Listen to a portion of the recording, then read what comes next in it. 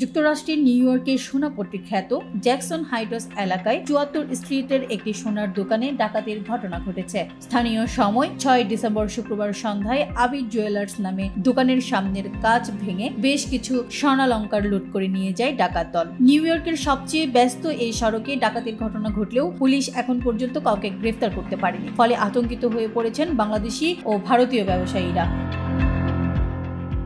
স্থানীয় ব্যবসায়ীরা জানান, শুক্রবার রাতে ৪-৫ জনের একটি দল ওই দোকানের সামনে এসে প্রকাশ্যেই কাচ ভাঙা শুরু করে। দরজা ভেঙে দোকানের সামনে থাকা স্বর্ণালংকার লুট করে নিয়ে যান তারা। কাচের দেয়াল ভাঙার শব্দে অন্যান্য ব্যবসায়ীরা আতঙ্কিত হয়ে পড়েন। খবর দিলে দ্রুত ঘটনাস্থলে ছুটে আসে পুলিশ। আবির জুয়েলার্সের মালিক ও কর্মচারী সহ স্থানীয় ব্যবসায়ীদের জিজ্ঞাসাবাদ করেছে পুলিশ। সিরাজ মনিরা, ঠিকানা নিউজ, ডেস্ক রিপোর্ট।